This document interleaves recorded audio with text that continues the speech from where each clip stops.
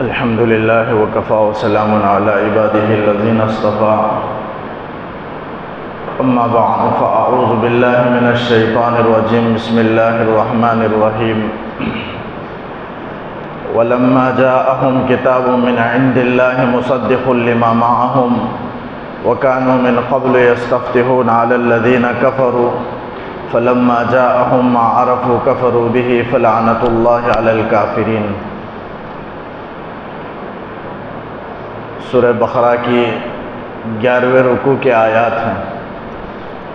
کل اس کی ابتدائی آیات کا ذکر ہوا۔ 10ویں رکوع میں اللہ تعالیٰ نے بنی اسرائیل سے 3 عہد لیا تھا، اور وہ تینوں عہد بہت ہی اچھا ہے اور اس کی اچھائی میں کوئی انکار کر ہی نہیں سکتا۔ ویسے پورے قرآن مجید کی ساری تعلیمات اور سارے احکامات بالکل درست ہیں اور اچھی تعلیمات ہیں۔ اگر کسی کے ذہن میں کوئی برائی نعوذ باللہ نظر آئے تو اس کے عقل کی کمی ہے، نقص ہے، اس کے علم کی کمی ہے، اس کے سمجھ کی کمی ہے۔ اگر کسی کو دین کے بارے میں، قرآن کے بارے میں، تعلیمات میں، احکامات میں کوئی شبہ ہو، کوئی شک ہو، تو مستند اور جید عالم سے جا کر کے اسے اس اشکال کو دور کر لینا چاہیے اور صحیح عقیدے کو ذہن میں رکھنا چاہیے۔ شکوک و شبہات کے ساتھ نہیں رہنا چاہیے۔ اسلام میں کوئی بھی حکم میں شک ہے، کوئی شبہ ہے تو اسے معلوم کر کے دور کر لینا چاہیے، ورنہ اگر وہ عقیدے سے متعلق ہو اور عقیدے میں خرابی ہو تو پھر انسان کا جنت میں جانا مشکل ہو جائے گا۔ اسی لیے اللہ تعالیٰ قرآن مجید میں مکی صورتوں کو بہت زیادہ بیان کیا۔ 80 پر 3 صورتیں پورے اکثر مکی ہیں، اس کے علاوہ 114 صورتوں میں 80 پر 3 صورتیں مکی ہیں۔ تو مکی صورتیں زیادہ ہیں، کیوں؟ مکی صورتوں میں توحید کا، رسالت کا، آخرت کا، یہ 3 چیزیں جو اہم ہیں، عقیدے سے متعلق ہیں، اللہ تعالیٰ اس میں بار بار بیان کر کے عقیدے کی درستگی اور اس کی اصلاح کا حکم دے رہا ہے، اور اس کے اللہ تعالیٰ تاکید فرماتے ہیں۔ تو عقیدے کی اصلاح ضروری ہے۔ تو قرآن میں کہیں بھی اگر ہماری سمجھ میں کوئی کوتاہی ہو، بات نہ آئے تو جا کر کے معلوم کر لینا چاہیے اور اس اشکال کو، شبہ کو دور کر لینا چاہیے۔ تو ویسے پورے قرآن مجید کی اور توریت کی، انجیل کی ساری تعلیمات بہت اچھی ہیں اور بہت عمدہ ہیں۔ تو یہاں بھی پہلے رکوع میں 10ویں رکوع میں اللہ تعالیٰ نے 3 وعدہ لیا تھا، اور وہ جو وعدہ تھا بہت اچھی تعلیم تھی، بہت اچھا وعدہ تھا۔ اس کے بعد 11ویں رکوع میں اللہ تعالیٰ نے ابتدائی آیات میں موسیٰ اور عیسیٰ کا اللہ نے ذکر کیا۔ ویسے ان 2 بنی اسرائیل میں پہلے پیغمبر موسیٰ ہیں اور آخری پیغمبر حضرت عیسیٰ ہیں۔ ان 2 کے درمیان ہزاروں پیغمبر، تقریباً 70,000 پیغمبر، جو تقریباً کم و بیش 1,24,000 جو 1.25 لاکھ انبیاء کرام علیہم السلام آئے، ان میں 313 رسول ہیں اور بقیہ سب نبی ہیں۔ رسول اور نبی میں فرق یہ ہے کہ نبی اللہ تعالیٰ کسی کو نبی بنا کر بھیجتے ہیں، لیکن پچھلے نبی کی کتاب اور شریعت پر عمل کرنا ہوتا ہے، اس کو نبی کہتے ہیں۔ لیکن رسول ایک خاص ایسے کو جو اللہ تعالیٰ نبی رسول بنا کر بھیجتے ہیں، لیکن ان پر نئی کتاب بھی اتارتے ہیں، نئی شریعت بھی اتارتے ہیں۔ جو نئی کتاب، نئی شریعت کو لے کر کے آئے اسے رسول کہتے ہیں۔ جو پچھلی شریعت اور پچھلی کتاب کو ماننے کے لیے اور ان لوگوں کے اصلاح کے لیے جو بھیجے جاتے ہیں ان کو نبی کہا جاتا ہے۔ تو بہرحال 313 رسول آئے اور بقیہ سب انبیاء آئے، تو تقریباً دونوں ملا کر 1.25 لاکھ انبیاء کرام علیہم السلام تشریف لائے۔ تو ان میں 70,000 صرف بنی اسرائیل میں اللہ نے انبیاء کرام علیہم السلام کو بھیجا تھا۔ تو اور یہ موسیٰ اور عیسیٰ کے درمیان تھا۔ بنی اسرائیل کے آخری پیغمبر حضرت عیسیٰ علیہ السلام ہیں، دونوں کے درمیان آئے اور سب اصلاح کی، اپنی قوم کی، اپنی امت کی اصلاح کی فکر کرتے اور توحید کی دعوت دیتے، رسالت کی، آخرت کی دعوت دیتے تھے۔ آخر میں اللہ تعالیٰ کہتا ہے فَقَلِيلًا مَا يُؤْمِنُونَ، ہر نبی کی امت میں بہت کم ایمان لانے والے ہوتے ہیں۔ فَقَلِيلًا مَا يُؤْمِنُونَ، بہت ہی کم افراد وہ یقین رکھتے ہیں حق بات پر۔ اگر افراد مراد لیں تو ماں سے مراد حق ہے، فقلیلا ما یؤمنون، ما سے مراد حق ہے، یعنی حق پر ایمان لانے والے، یقین رکھنے والے قلیلاً بہت ہی کم ہیں، یہ ایک مطلب ہے۔ اور فقلیلا ما یؤمنون کا دوسرا مطلب یہ ہے کہ یہ یہودی ہی ایمان تو رکھتے ہیں لیکن بہت کم ایمان رکھتے ہیں، کم باتوں پر، پوری باتوں پر ایمان نہیں رکھتے۔ جیسے توحید کو مانتے ہیں، اللہ کے ایک ہونے کو مانتے ہیں یہودی، اور حضرت موسیٰ علیہ السلام کے رسول ہونے کو مانتے ہیں، توریت کو مانتے ہیں، بس یہ تین ہی چیز کو مانتے ہیں۔ اس کے علاوہ تمام کتابوں، تمام پیغمبروں کا انکار کرتے ہیں، جس کی وجہ سے وہ کافر بنے ہیں۔ تو بہرحال بہت ہی کم ایمان لاتے ہیں۔ فقلیلا ما یؤمنون کا دوسرا معنی ہے، دوسرا مطلب ہے۔ اور فقلیلا ما یؤمنون کا تیسرا معنی، تیسرا مطلب یہ ہے کہ بہت ہی کم زمانے میں وہ ایمان رکھتے ہیں، یعنی ایمان تو لاتے ہیں، مان لیتے ہیں، لیکن پھر چند دنوں کے بعد وہ ایمان سے پھر جاتے ہیں۔ تو بہت ہی کم زمانے میں، کم مدت میں وہ ایمان رکھتے ہیں، اور بہت جلد وہ اعراض کر لیتے ہیں اور ایمان سے پھر جاتے ہیں، یہ تیسرا مطلب ہے۔ میں نے جو اب آیت پڑھی وَلَمَّا جَاءَهُمْ كِتَابٌ مِّنْ عِندِ اللَّهِ، اللہ تعالیٰ فرماتا ہے کہ جب ان کے پاس کتاب آئی اللہ کی جانب سے، جو کتاب سے مراد قرآن مجید ہے، یعنی اللہ تعالیٰ نے قرآن مجید اتارا، مصدق لما معہم، یہ قرآن اس کی تصدیق کرنے والا ہے جو ان کے پاس ہے۔ ان کے پاس توریت ہے، یہ قرآن تصدیق کرتا ہے۔ قرآن کہتا ہے کہ توریت اللہ کی سچی کتاب ہے، انجیل اللہ کی اتاری ہوئی کتاب ہے من جانب اللہ۔ توریت، انجیل، زبور، قرآن مجید، یہ چاروں کا ذکر قرآن میں ہے۔ تو اس طرح توریت کی بھی قرآن تصدیق کرتا ہے۔ وَأَنزَلْنَا التَّوْرَاةَ وَالْإِنجِيلَ، توریت کو ہم نے نازل کیا، انجیل کو نازل کیا۔ وَآتَيْنَا داؤد زبورا، داؤد کو ہم نے زبور عطا کی۔ یہ پچھلی کتابوں کا ذکر قرآن بھی کرتا ہے۔ اس طرح توریت کی تصدیق قرآن سے ہو رہی ہے۔ اور دوسری بات، توریت کے اندر اللہ کے نبی صلی اللہ علیہ وسلم کے آنے کی خوشخبری ہے، اور قرآن مجید اللہ کی کتاب اترنے کی بشارت اس میں ہے۔ تو دو چیزوں کا ذکر توریت میں بھی ہے۔ تو قرآن نازل ہوا تو ان کی کتاب کی تصدیق ہوئی، تو قرآن سے ان کی کتاب کی تصدیق ہو رہی ہے۔ جو ان کی کتاب میں ذکر کیا گیا کہ نبی آئیں گے، آخری نبی، اور ان پر قرآن مجید نازل ہوگا، یہ قرآن نازل ہونے سے ان کی کتاب میں، توریت میں ذکر کردہ باتوں کی تصدیق ہوئی ہے۔ تو اس لحاظ سے بھی یہ قرآن مصدق لما معہم ہے۔ تو وَكَانُوا مِن قَبْلُ يَسْتَفْتِحُونَ عَلَى الَّذِينَ كَفَرُوا، اللہ تعالیٰ کہتا ہے کہ اس سے پہلے یہ کافر یہودی مشرکین کے خلاف، کافرین کے خلاف وہ فتح چاہتے تھے، فتح طلب کرتے تھے، دعا مانگتے تھے۔ یعنی آپ صلی اللہ علیہ وسلم ابھی نہیں آئے، حضرت عیسیٰ علیہ السلام آخری پیغمبر، اس کے بعد 600 سال تک کوئی نبی نہیں آئے۔ اس کے بعد آپ صلی اللہ علیہ وسلم تشریف لائے مکے میں، سرزمین عرب میں اللہ نے آپ کو نازل فرمایا، آپ کی بعثت ہوئی۔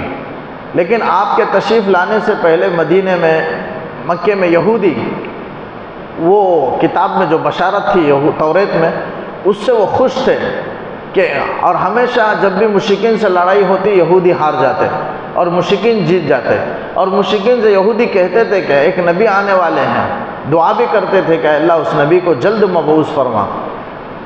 تو اللہ نے جب نبی کو نازل فرمایا تو پھر اس نبی کو انکار کر دیا۔ پہلے احترام تھا، پہلے عقیدت تھی، محبت تھی، انتظار تھا کہ وہ نبی آنے والے ہیں جو کہ ہماری کتاب میں جن کا ذکر ہے، خبر دی گئی ہے توریت میں۔ وہ دعا کرتے تھے، جنگ کے موقع پر بھی مشرکین سے بھی کہتے تھے کہ ہم نبی سے مل کر کے ہم تمہیں شکست دیں گے، تمہیں ہرائیں گے، یہ کہتے تھے۔ اور دعا بھی کرتے تھے جنگ کے موقع پر اللہ تعالیٰ سے کہ اے نبی، اے اللہ، جو نبی کو تو اتارنے والا ہے، اس نبی کی نبوت کا واسطہ دے کر کے، اور اس نبی کی عقیدت اور اس کی حرمت کا واسطہ دے کر ہم تجھ سے مانگتے ہیں کہ ہم کو کامیابی عطا فرما۔ اس طرح اپنے جنگ میں کامیابی کے لیے حضور کا واسطہ دیتے تھے۔ حضور نبی کریم صلی اللہ علیہ وسلم کا، محمد صلی اللہ علیہ وسلم کا توریت میں پورا ذکر تھا کہ نام محمد ہوگا، احمد ہوگا، یہ سب ذکر تھا، جانتے تھے یہودی۔ لیکن آپ صلی اللہ علیہ وسلم کو جب اللہ نے اتارا، آپ کی بعثت ہوئی، تو فوراً انکار کر دیا سب سے پہلے۔ حالانکہ آگے بڑھ کر مشرکین آپ پر ایمان لائے، لیکن یہودی پیچھے ہٹ گئے اور آپ صلی اللہ علیہ وسلم کا انکار کرنے لگے۔ آپ کے آنے سے پہلے احترام تھا، آپ کے آنے کے بعد انکار کر دیا۔ اسی کا ذکر اللہ تعالیٰ نے کیا کہ وَكَانُوا مِن قَبْلُ يَسْتَفْتِحُونَ عَلَى الَّذِينَ كَفَرُوا، اس سے پہلے یہ یہودی کافرین کے خلاف فتح طلب کرتے تھے، اور اللہ سے دعا کیا کرتے تھے۔ فلما جاءہم، جب ان کے پاس وہ رسول آ گئے، ما وہ عرفو جس کو وہ پہچانتے تھے، یعنی رسول جب آئے جس کو وہ کیسے پہچانتے تھے، توریت میں جو پوری علامات کا ذکر تھا آپ صلی اللہ علیہ وسلم کی، نام کیا ہوگا، کہاں پیدا ہوں گے، سب جسم میں کیا نشان ہوگا، سب دیکھ کر کے وہ پہچان لیا، ایسے پہچانے جیسے وہ اپنے بیٹوں کو پہچانتے، بیٹوں سے زیادہ آپ صلی اللہ علیہ وسلم کو پہچانتے تھے، دیکھتے ہی پہچان لیے کہ وہی نبی ہیں جن کی خبر ہماری کتاب توریت میں دی گئی ہے۔ قرآن میں دوسرے پارے میں ہے الذین آتیناہم الکتاب یعرفونہ کما یعرفون ابناءہم، وہ آپ صلی اللہ علیہ وسلم کو ایسے پہچانتے تھے جیسے وہ اپنے بیٹوں کو پہچانتے تھے، اس سے زیادہ آپ صلی اللہ علیہ وسلم پہچانتے، لیکن اس کے باوجود انکار کر دیا۔ انکار کی وجہ صرف ضد ہے، حسد ہے، بغض ہے، اور اپنے بڑائی چلے جانے کا خوف ہے، اپنی حکومت چلے جانے کا، اپنی سرداری چلے جانے کا، جس کا ذکر آگے آیتوں میں اللہ تعالیٰ نے کیا۔ فرمایا فلما جاءہم، جب وہ نبی آئے، ما عرفو جس کو وہ پہچانتے تھے۔ آپ صلی اللہ علیہ وسلم کے جو انکار کیے وہ جہالت کی وجہ سے نہیں کیے، نہ جاننے کی وجہ سے نہیں کیے، بلکہ آپ صلی اللہ علیہ وسلم کو جانتے تھے کہ وہ آخری نبی ہیں اور سچے نبی ہیں، اس کے باوجود، جاننے کے باوجود وہ انکار کر دیا۔ اب جانتے تھے، اس کے لیے کیا ثبوت ہے؟ اس کے لیے سب سے بڑی ثبوت اور سب سے بڑی معتبر شہادت اور اہم شہادت حضرت صفیہ رضی اللہ عنہا، جو ام المومنین حضور صلی اللہ علیہ وسلم کی بیوی، زوجہ مطہرہ ام المومنین حضرت صفیہ رضی اللہ عنہا، وہ خود فرماتے ہیں، پہلے یہودی عالم کی بیٹی ہیں، وہ توریت کے سب سے بڑے عالم جو یہودی عالم کہلاتے ہیں ان کی بیٹی ہیں حضرت صفیہ، اور یہودی عالم کی بھتیجی بھی ہیں، ان کے چچا بھی وہ بھی بڑے عالم تھے یہودی۔ وہ حضرت صفیہ اسلام میں داخل ہو کر آپ صلی اللہ علیہ وسلم سے نکاح ہوا، وہ خود فرماتی ہیں کہ میں اپنے چچا اور والد دونوں کی گفتگو کو میں نے سنی۔ وہ کیا ہے کہ آپ صلی اللہ علیہ وسلم ایک مرتبہ تشریف لائے تو میرے والد اور میرے چچا دونوں آپ صلی اللہ علیہ وسلم سے گفتگو کے لیے گئے، اور دونوں نے بڑی لمبی گفتگو ہوئی۔ گفتگو کے بعد جب واپس آئے والد اور چچا گھر میں، تو چچا میرے والد سے پوچھنے لگے کہ اے بھائی، کیا تم بتاؤ کیا وہی نبی ہیں جن کی خبر ہماری کتابوں میں توریت میں دی گئی ہے؟ تو والد نے فرمایا کہ ہاں، واقعی سچے نبی ہیں اور وہی نبی ہیں جن کی خبر توریت میں دی گئی ہے۔ پھر وہ چچا والد سے پوچھنے لگے کیا تم ان پر یقین رکھتے ہو؟ تو والد نے فرمایا کہ ہاں، میں یقین رکھتا ہوں کہ وہ اللہ کے سچے نبی ہیں۔ تو پھر چچا نے کہا کہ جب تک خدا کی قسم میرے جان میں جان ہے، میں ان کی مخالفت کرتا رہوں گا اور ان کی بات کو میں چلنے نہیں دوں گا۔ یعنی دشمنی وہاں سے شروع ہو گئی۔ جبکہ پہچانتے تھے سچے نبی، تو اس کو حضرت صفیہ اپنے کانوں سے سنی والد اور چچا کی بات کو، تو حدیث میں اس کا ذکر ہے فلما جاءہم ما عرفوا، جب آ گئے ان کے پاس وہ جس کو وہ پہچانتے تھے، تو کفروا بھی، اس کے ساتھ وہ کفر کیے۔ قرآن نے یہاں کفر کہا، یعنی آپ صلی اللہ علیہ وسلم کو پہچاننے کے باوجود بھی قرآن نے کفر کر کے کہا۔ کیوں کہا؟ آپ صلی اللہ علیہ وسلم کو کوئی سچا جان لے تو اس کو تو مومن کہنا چاہیے، لیکن یہاں قرآن کافر کہہ رہا ہے، کفر، کفرو بھی کہہ رہا ہے کہ وہ کافر ہیں اور کفر انہوں نے اختیار کیا، وہ کافر ہوئے۔ تو مومن کا ذکر اللہ نے کیوں نہیں کیا؟ علماء نے لکھا، مفسرین نے، کہ صرف جاننا کافی نہیں ہے۔ وہ جانتے تھے کہ آپ صلی اللہ علیہ وسلم سچے نبی ہیں، لیکن مانتے نہیں تھے، آپ صلی اللہ علیہ وسلم کے سامنے اقرار نہیں کرتے تھے، ماننے کے لیے تیار نہیں، لیکن دل میں جانتے تھے، اسی لیے نہیں مانتے تھے، جانتے تھے لیکن نہیں مانتے تھے، اسی لیے قرآن نے کفر کہا، کفروا بھی۔ تو معلوم ہوا ایمان صرف جاننے کا نام نہیں ہے، جاننے کے بعد اسے ماننا بھی ضروری ہے، شرط ہے۔ اگر کوئی صرف جانتا تو شیطان بھی تھا، سب سے زیادہ جانتا تھا کہ دین اسلام برحق مذہب ہے، قرآن سچی کتاب ہے، حضور صلی اللہ علیہ وسلم سچے نبی ہیں، اسلام کا طریقہ سب سے اچھا ہے، لیکن صرف عداوت اور بغض کی وجہ سے وہ انکار کرنے لگا۔ تو جاننا کافی نہیں، ماننا بھی شرط ہے۔ جانتا تو شیطان بھی تھا، جانتا تو ابو جہل بھی تھا، جانتا تو ابو لہب بھی تھا، جانتا تو عتبہ اور شیبہ بھی تھا، سب جانتے تھے کہ آپ سچے نبی ہیں، لیکن اپنے دنیاوی فائدے کے لیے وہ آپ صلی اللہ علیہ وسلم کو انکار کرتے تھے، اپنی سرداری اور بڑائی کا اظہار کرنے کے لیے، اگر آپ کو مان لیں گے تو پھر آپ صلی اللہ علیہ وسلم کی اتباع کرنا پڑے گا، ہماری سرداری، ہماری بڑائی، ہمارا کبر، ہمارا تکبر وہ سب ختم ہو جائے گا اور ہم آپ کے غلام بن کر رہنا پڑے گا۔ یہی مقصد تھا انکار کا، نہ جاننا مقصد نہیں تھا، بلکہ دو مقصد، ایک مقصد کا ذکر اللہ نے قرآن میں کیا بغین کر کے، ایک مقصد یہ ہے کہ اپنے حکومت کے چلے جانے کا، اپنی بڑائی، ریاست، عہدہ، سرداری، اپنی کبریائی وہ ختم ہو جائے گی اور ہم آپ کا غلام بن کر رہنا پڑے گا، آپ جو بات کہیں اس کے مطابق عمل کرنا پڑے گا۔ اس لیے وہ آپ صلی اللہ علیہ وسلم کو نہیں مانتے تھے، آپ کا انکار کرتے تھے۔ تو فرمایا فلعنت اللہ علی الکافرین، تو اللہ تعالیٰ نے کہا کہ ایسے کافر پر اللہ کی لعنت ہو کہ جاننے کے باوجود انکار کرتے ہیں۔ بئس ما اشتروا به انفسهم ان يكفروا بما انزل الله بغيا ان ينزل الله من فضله على من يشاء من عباده، کیا ہی بری چیز ہے کہ جس کے بدلے میں انہوں نے اپنے آپ کو بیچ ڈالا۔ وہ کیا ہی بری چیز ہے، وہ کیا بری چیز ہے جس کی وجہ سے انہوں نے اپنے آپ کو بیچ ڈالا۔ اپنے آپ کو بیچ ڈالا کا مطلب یہ کہ انہوں نے کفر اختیار کر لیا، وہی بری چیز ہے۔ اس کفر کی وجہ سے انہوں نے اپنے آپ کو بیچ دیا، یعنی دنیا کے حقیر مفاد کے خاطر اپنے آپ کو بیچ دیا اور کفر کرنے لگے، آپ کا انکار کرنے لگے۔ وہ کیا ہے؟ وہ کفر ہے، وہ حقیر چیز کفر ہے، اس کی وجہ سے انہوں نے اپنے آپ کو بیچ ڈالا۔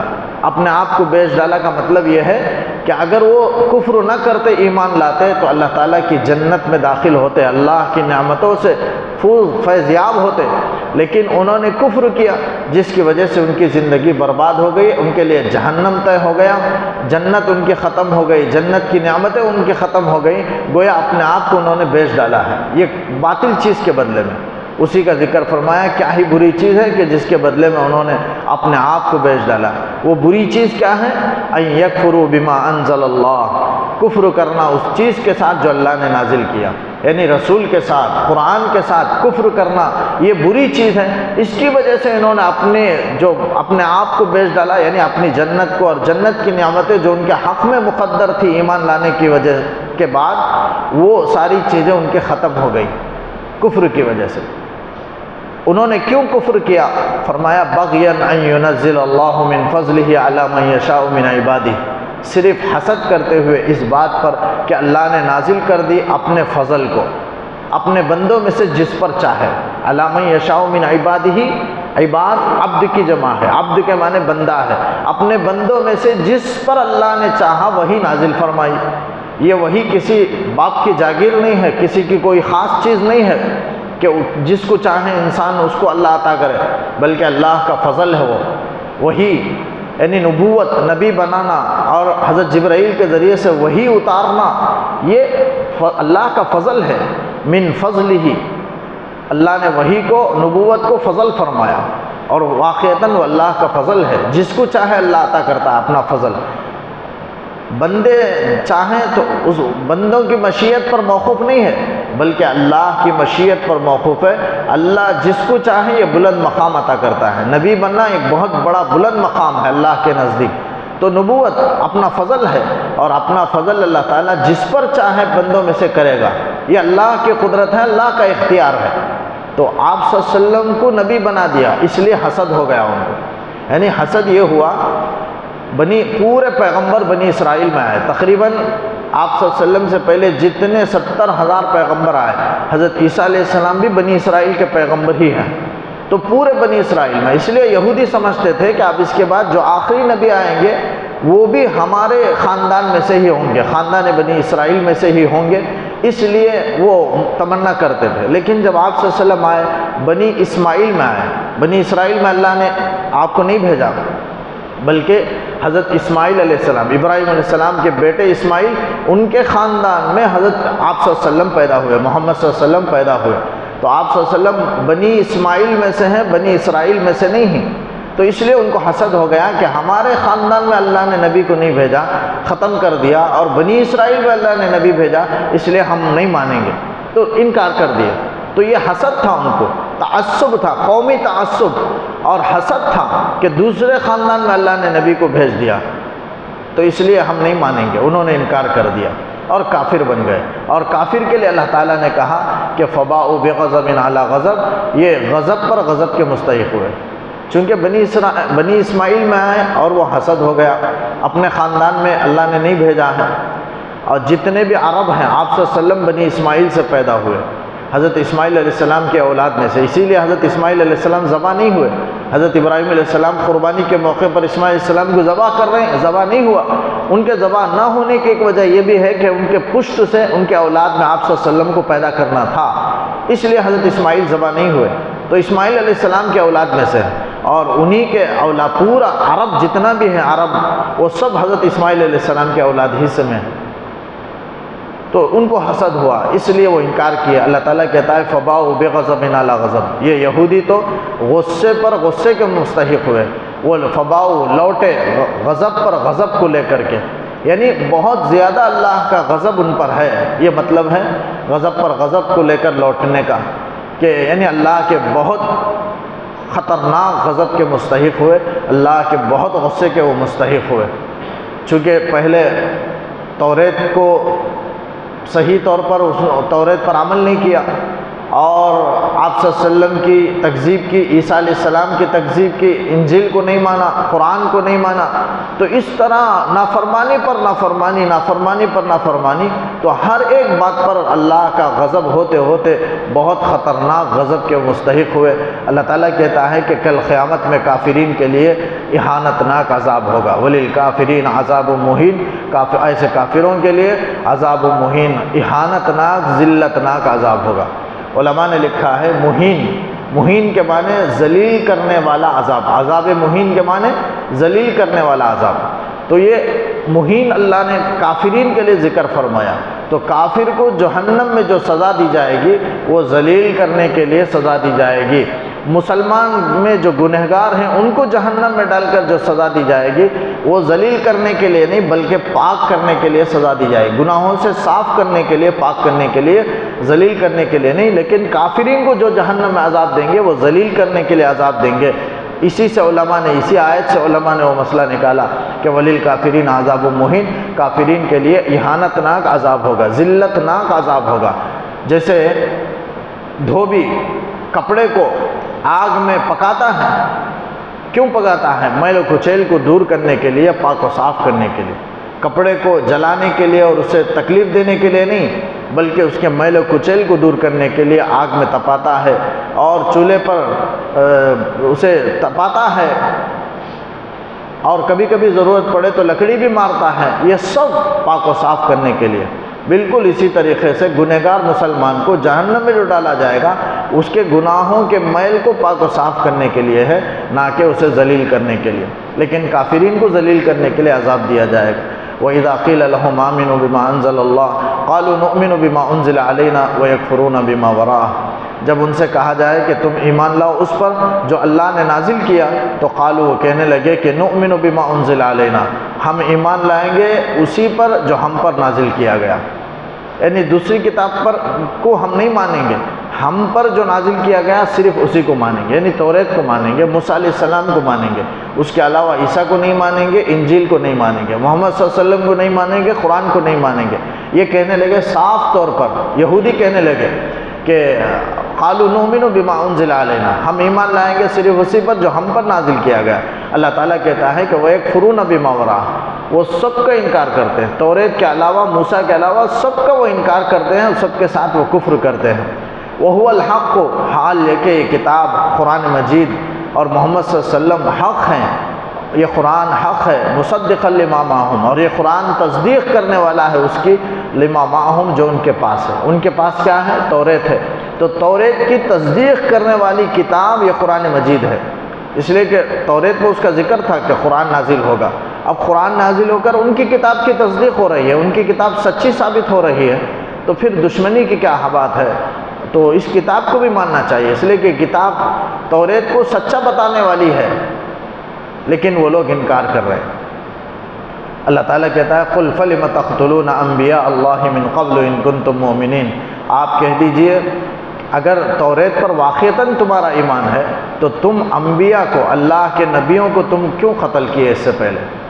اس سے پہلے حالانکہ توریت میں انبیاء کو قتل کرنا سخت حرام قرار دیا گیا تھا، توریت میں منع کیا گیا تھا، لیکن اس کے باوجود وہ انبیاء کو قتل کیے۔ اگر توریت پر تمہارا ایمان ہے، یعنی اللہ تعالیٰ تردید کر رہا ہے اور کہتا ہے کہ تمہارا ایمان توریت پر بھی نہیں ہے، تم کہتے ہو ہم توریت پر ایمان لاتے ہیں، اللہ تعالیٰ تردید کر رہا ہے کہ تم جھوٹے ہو، توریت پر بھی تمہارا ایمان نہیں، اس لیے کہ اگر توریت پر تمہارا ایمان ہوتا تو انبیاء میں سے کسی کو تم قتل نہ کرتے۔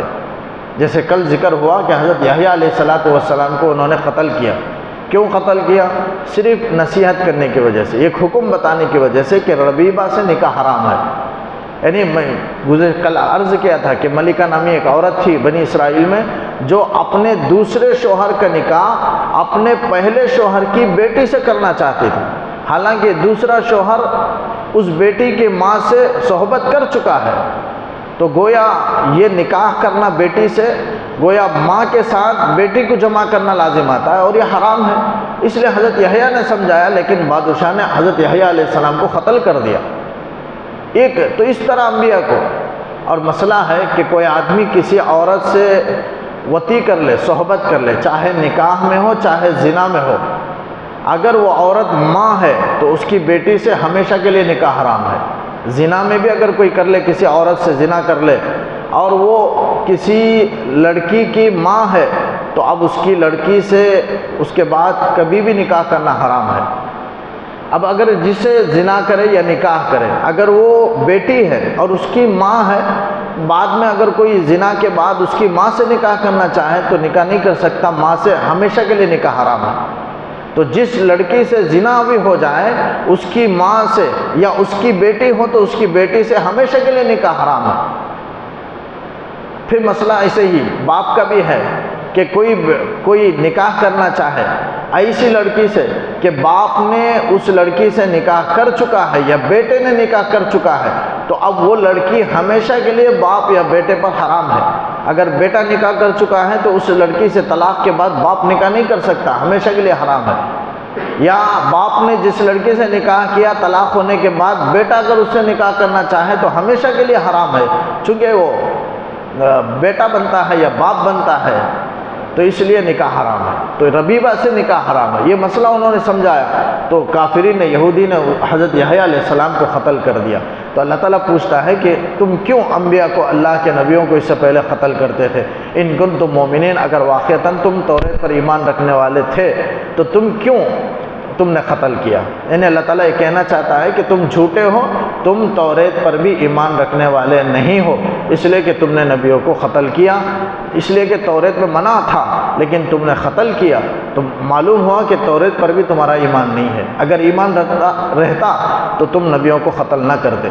وَلَقَدْ جَاءَكُم مُوسَىٰ بِالْبَيِّنَاتِ، اور ہم نے موسیٰ علیہ السلام کو واضح معجزات ہم نے عطا کیے۔ ثُمَّ اتَّخَذْتُمُ الْعِجْلَ مِن بَعْدِهِ، پھر تم نے بچڑے کو معبود بنا لیا حضرت موسیٰ کے کوہ طور پر چلے جانے کے بعد۔ وَأَنْتُمْ ظَالِمُونَ، اور تم ظلم کرنے والے ہو اپنے آپ پر۔ اس آیت میں اللہ تعالیٰ یعنی ان کی تردید ہی کر رہا ہے کہ تم کافر ہو، تم یہودی بھی نہیں ہو، توریت پر تمہارا ایمان بھی نہیں ہے، تو تردید میں اللہ تعالیٰ یہ آیتوں کو پیش کر رہا ہے۔ تو تردید میں کہا کہ قُلْ فَلِمَ تَقْتُلُونَ أَنْبِيَاءَ اللَّهِ، ان کی رد میں کہ یعنی تم کافر ہو، تم مومن نہیں ہو، تم توریت پر بھی ایمان نہیں رکھتے۔ اس بات کو ثابت کرنے کے لیے اللہ تعالیٰ نے یہ کہا کہ موسیٰ علیہ السلام کو واضح معجزات ہم نے عطا کیے۔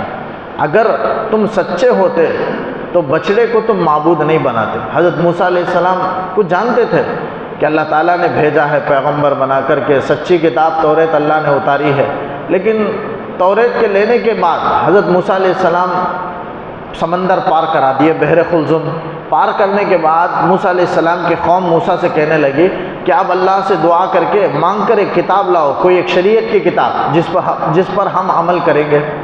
تو ان کی بات کو سن کر حضرت موسیٰ دعا کیے، تو اللہ تعالیٰ نے کہا کہ کوہ طور پر آئیں، ایک کتاب توریت نامی کتاب میں عطا کروں گا۔ چنانچہ حضرت موسیٰ علیہ السلام 40 دن کا وعدہ تھا، حضرت موسیٰ کوہ طور پر چلے گئے۔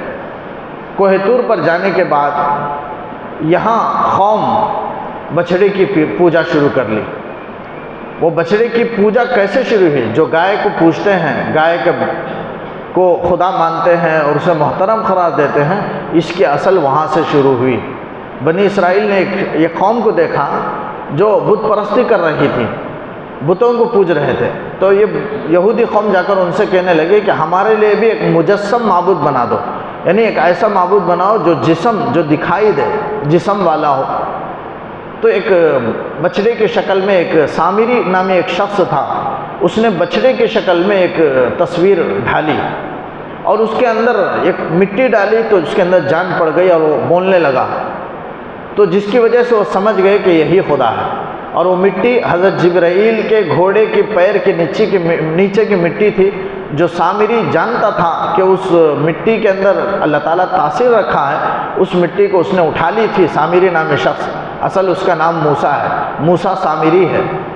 تو جب یہودیوں نے آ کر کے کہا کہ ہمارے لیے ایک مجسم معبود بنا ہے، تو اس کے بعد اس سامری نے ایک بچڑے کی گائے کی شکل میں اس نے ایک شکل ڈھالی، سونے اور چاندی کو جمع کر کے دونوں سے ایک بچڑے کی شکل دے دی اور اس کے اندر اس مٹی کو ڈال دیا، جس کی وجہ سے وہ بولنے لگا۔ تو سمجھ گئے کہ وہاں سے وہی خدا ہے اور وہی ہمارا خالق ہے، ہم سب کا پیدا کرنے والا وہی ہے۔ تو ان کا عقیدہ اس گوسالہ پرستی پر ہو گیا، اب اس کی محبت میں وہ پڑ گئے، وہاں سے اس کا ذکر ہے۔ تو اصل یہ جو شروع کرنے والا تھا، بنانے والا بچڑے کی شکل، وہ موسیٰ سامری ہے۔ موسیٰ سامری، اسی کے سلسلے میں عربی میں کہا گیا، اس کی پرورش یہ علماء نے لکھا ہے، یہ موسیٰ سامری یہ ولد الزنا تھا، جسے ہم حرامی کہتے ہیں، ولد الزنا تھا۔ اس کی والدہ نے یہ لوگوں کے طعنے سے بچنے کے لیے جا کر جنگل میں وضع حمل کر دی، لیکن اللہ تعالیٰ نے حضرت جبرائیل کو حکم دیا کہ اس کی پرورش کرے، تو حضرت جبرائیل اس کی پرورش کرتے رہے، اسے پالتے پوستے اور ضرورت کی چیز کھلاتے تھے، حضرت جبرائیل پرورش کرے، لیکن وہ کافر بنا اور بڑا پکا کافر بنا۔ لیکن جس کو فرعون نے، جس موسیٰ نامی انسان کو فرعون نے پرورش کی، وہ رسول بنے۔ اسی کو عربی میں کہا گیا فموسیٰ الذی رباہ جبریل کافر، جس موسیٰ نامی شخص کو جبریل نے پرورش کی وہ کافر بنا۔ فموسیٰ الذی رباہ فرعون مرسل، جس موسیٰ کو فرعون نے پرورش کی وہ رسول بنا۔ تو یہ عربی مقولہ ہے، عربی عبارت ہے، عربی میں کہا گیا، تو یہ واقعہ ہے اور سچا واقعہ ہے۔ وہاں سے یہ گوسالہ پرستی شروع ہوئی، بتوں کو، یہ گائے کو پوجنے کا اور اسے خالق سمجھنے کا سلسلہ وہاں سے شروع ہوا۔ اسی کی طرف اللہ نے اشارہ کیا کہ موسیٰ علیہ السلام کوہ طور پر جانے کے بعد تم نے بچڑے کو معبود بنا لیا۔ ثم اتخذتم العجل، عجل کہتے ہیں گائے کے بچے کو، گائے کو، تو گائے کو تم نے معبود بنا لیا من بعدہ، موسیٰ علیہ السلام کے کوہ طور پر جانے کے بعد۔ وانتم ظالمون، اس طرح تم اپنے آپ پر ظلم کرتے ہو۔ کوئی بھی کفر شرک کرے، گناہ کرے، ہر آدمی گناہ کرتا ہے تو اپنے آپ پر ظلم کرتا ہے۔ اللہ تعالیٰ کے ساتھ، اللہ تعالیٰ کی نافرمانی کرنے سے اللہ کی شان میں کوئی کمی نہیں آتی۔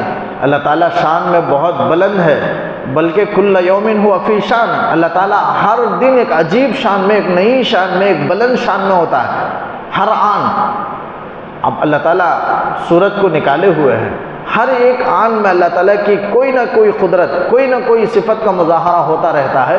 اس طرح قدرت اور صفت کا مظاہرہ کر کے اللہ تعالیٰ ہر لمحے میں ایک نئی شان میں ہوتا ہے، ایک عجیب شان میں، ایک بلند شان میں، تکبر میں، بڑائی میں اللہ ہوتا ہے۔ لہذا اگر کوئی نافرمانی، پوری امت بھی نافرمانی کرے، اللہ کے شان میں کوئی کمی نہیں آئے گی، اپنا ہی نقصان ہوگا۔ اسی کو اللہ نے کہا کہ ظلمتم انفسکم، تم نے اپنے آپ پر ظلم کیا۔ تم گناہ کر کے کیا اللہ تعالیٰ کی نافرمانی کر کے اللہ کا بگاڑ نہیں سکتے، بلکہ گناہ کر کے تم خود اپنا بگاڑ رہے ہو، اپنے آپ کو جہنم کا مستحق بنا رہے ہو، اپنے جسم کے اعضاء کو تم تکلیف پہنچا رہے ہو کہ کل قیامت میں وہ جہنم میں جائے گا۔ تو اسی کو فرمایا وَأَنْتُمْ ظَالِمُونَ، تم تو ظالم ہو، یعنی اپنے آپ پر ہی ظلم کرنے والے ہو اور اللہ کے ساتھ بھی ظلم کرنے والے ہو کہ عبادت کا جو درجہ ہے وہ اللہ کو دینا چاہیے لیکن دوسرے کو دے رہے ہیں۔ آدمی کوئی کسی چیز کا مستحق ہو، مستحق کے علاوہ کسی دوسرے کو وہ شے دینا، وہی ظلم ہے۔ ظلم کی یہی تعریف ہے کہ مستحق کے علاوہ دوسرے کو دینا۔ تو عبادت کا مستحق تو اللہ ہے لیکن دوسرے کی عبادت کر رہے ہیں تو یہ ظلم ہے۔ اسی کو اللہ نے فرمایا کہ وَأَنْتُمْ ظَالِمُونَ۔ بس اللہ تعالیٰ سے دعا ہے کہ اللہ تعالیٰ کہی ہوئی سنی باتوں پر کہنے سننے سے زیادہ عمل کی توفیق دے، ایمان کامل نصیب فرمائے۔ اللهم صل على سيدنا محمد وعلى آل سيدنا محمد وبارك وسلم عليه. ربنا آتنا في الدنيا حسنة وفي الآخرة حسنة وقنا عذاب النار. ربنا ظلمنا أنفسنا وإن لم تغفر لنا وترحمنا لنكونن من الخاسرين. اللهم إنا نسألك الجنة ونعوذ بك من النار.